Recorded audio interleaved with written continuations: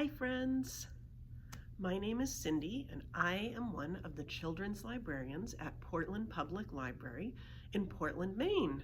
And today we're here to read the next part 2 of our book, The Adventures of Sophie Mouse, A New Friend. And it's by Poppy Green and illustrated by Jennifer Bell.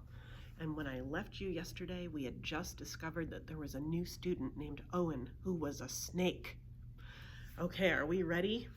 All right, chapter 4, First Day Jitters.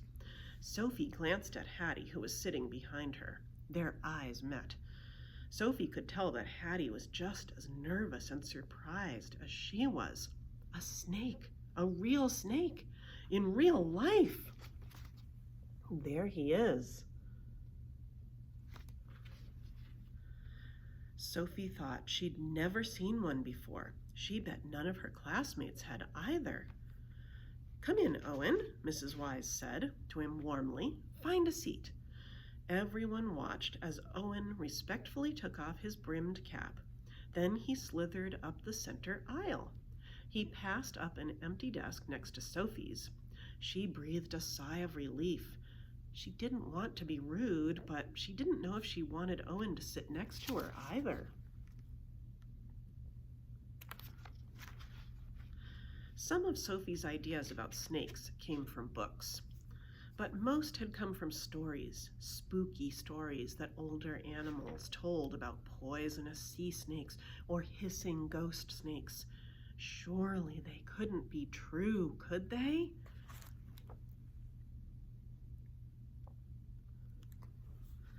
Owen found a desk in an empty row. Mrs. Wise began the math lesson. Here's Owen in his new desk.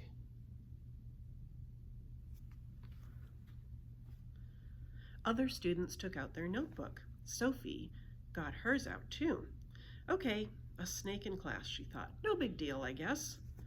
Then, during quiet reading time, Sophie heard a psst. She looked up.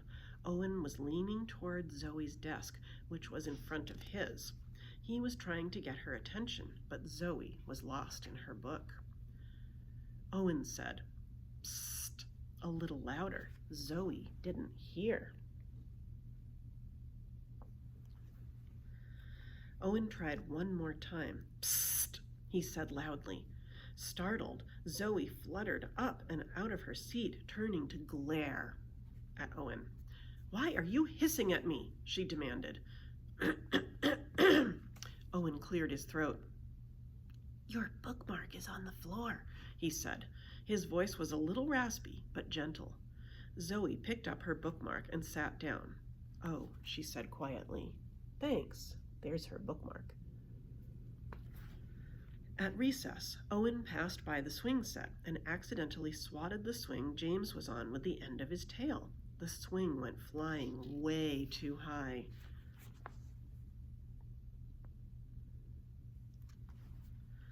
"Wah!" James cried out. "Help me!" he shouted. James's brother Ben hurried over to help him down. As he did, Ben snapped at Owen. "You need to be more careful." Owen looked very embarrassed. "Sorry," he said quietly. "It was an accident." He slithered over to a bench and coiled up all alone. Sophie saw it all from across the yard. She was playing hopscotch with Hattie, Liddy, and Willie. "Hey," Sophie said to them, "should we ask Owen to play?" Willie shrugged but said nothing. Liddy didn't seem so sure. "Can snakes even hop?" she asked. Hattie patted Sophie on the back. "I think it's a good idea," she said, "but I'm afraid to ask him. You ask him." Sophie took a deep breath. She started walking over to the bench. Then Owen looked up and saw her coming. Sophie lost her nerve and turned back around.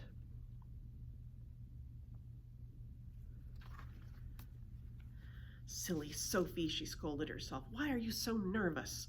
She tried to work up the courage to try again, but before she could, recess was over and it was time to go inside. After school, Sophie and Winston got ready to walk home together. "So, what did you think of school?"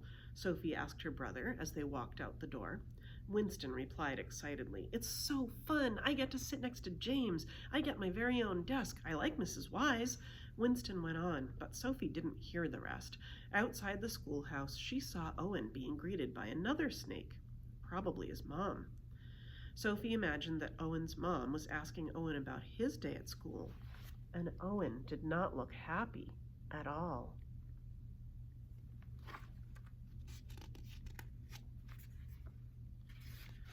Chapter 5, Snake Stories. At dinner that night, Winston told Mr. and Mrs. Mouse about the new student. "Wow, a snake for a classmate?" Mrs. Mouse exclaimed. Sophie nodded. "Malcolm said that snakes can be sneaky," she began. "And Ben said they're scary," Winston added.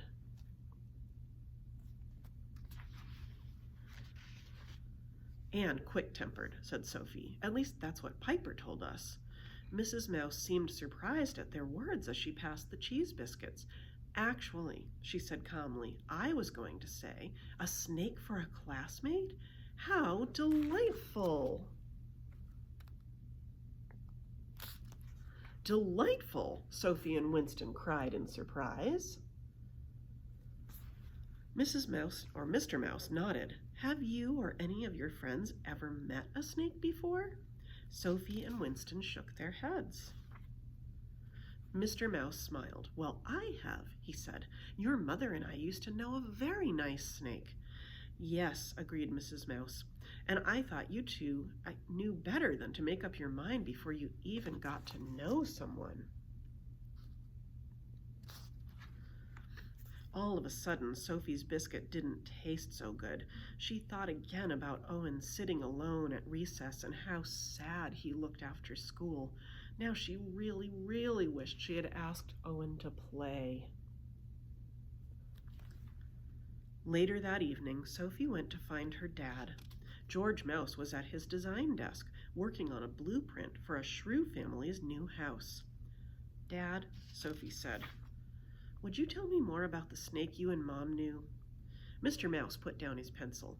He turned to look at Sophie, smiled, and ruffled the fur on her head.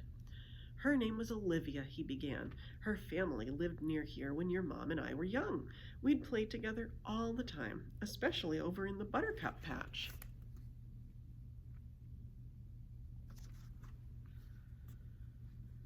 "Then one day when I was maybe 10, she and her family moved away. I missed her a lot. Your mom did too." Sophie was quiet for a moment. Then she said, "Sounds like she was a very good friend of yours." Mr. Mouse nodded. "She was a very good friend," he said. Sophie shuffled to her room. She got into her pajamas, climbed into her bed, pulled up her quilt made of milkweed fluff, and turned off the light. As she lay in the dark, Sophie made a decision. Owen was brave enough to walk into a school full of strangers, she thought. Tomorrow, I can be brave enough to ask him to play. Chapter 6, Time Flies When You're Having Fun. At school the next day, the first thing Sophie did was look for Owen. But he wasn't there.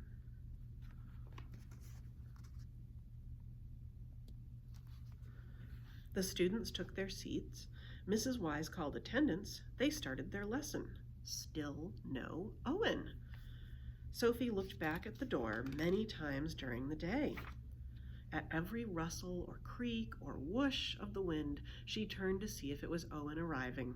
But the day flew by and Owen never appeared.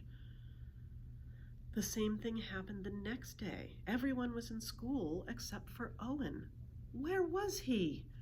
At least it was library day, which took Sophie's mind off of it. She loved library day. Each of you may check out one book this morning, Mrs. Wise told the students.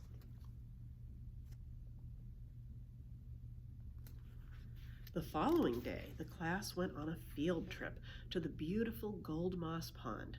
Sophie was so excited that she didn't even notice that Owen was still missing. Before Sophie knew it, the weekend had arrived. On Saturday afternoon, she and Hattie went to help out at the bakery. Mrs. Mouse had a brand new recipe to try out. She was known far and wide for her unusual and tasty creations. Today's experiment was a cinnamon-spiced buttercup cake. If it's not a 10 on the tasty scale, it's not ready to be sold, Mrs. Mouse told the girls with a wink.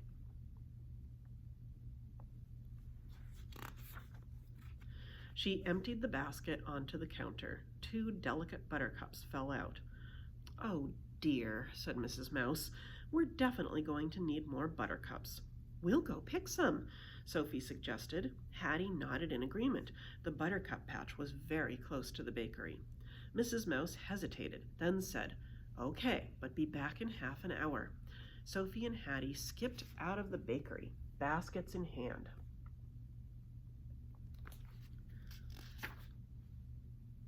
Chapter 7. One Stuck Mouse. Sophie and Hattie could just see over the tops of the taller flowers. They made their way out into the center of the buttercup patch. Then they looked around in all directions. "Wow," said Sophie, "it's like a big yellow ocean of buttercups." I think neither she nor Hattie had ever been to the ocean. There were plenty of lakes, ponds, and streams in Silver Lake Forest, but no oceans. They started picking the smaller flowers. Sophie grabbed a stem, pulled, and stowed the flower in her basket. Grab, pick, stow. Grab, pick, stow. Here she is picking. Sophie got into a rhythm. Her basket was soon a quarter full. "Exactly how many buttercups do you think are in this patch?" Sophie asked Hattie over her shoulder, but Hattie didn't answer. "Hattie?" Sophie turned. Hattie was off in a different part of the field. Sophie went on picking. Could it be 1,000,000 buttercups? She wondered. 1,000,000,000? Grab, pick, stow. Imagine the shade of yellow paint I could make from these. Maybe Mom will let me take home some extras. Buttercup yellow. That would be a great color to have, and not just for flower paintings. I could paint amazing sunrises and sunsets and cheese and Sophie was falling. Her basket of buttercups went flying as she slid down a narrow hole in the ground. Just as suddenly she landed with an oof on the hard dirt floor. It took a moment for Sophie to clear her head, but she wasn't hurt, just startled. She stood up and dusted off her dress.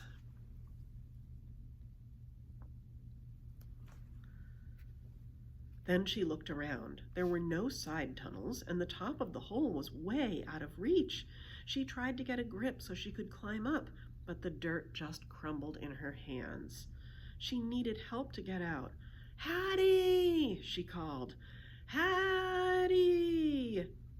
Here she is calling.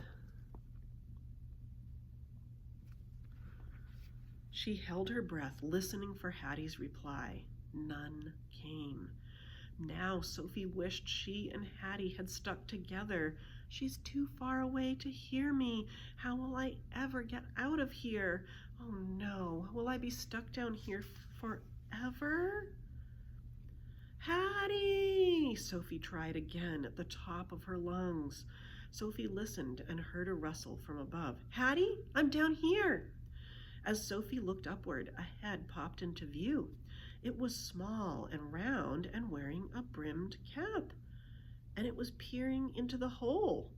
Then a voice called down, "Sophie Mouse, is that you?" It was a little raspy, but also gentle. Now Sophie was sure. It definitely wasn't Hattie. It was Owen.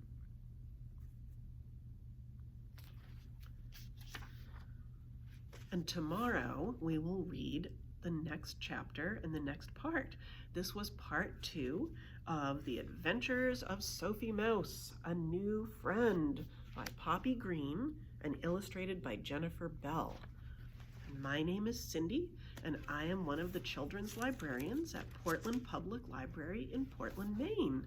I hope you'll come back for our next section, Section 3, tomorrow.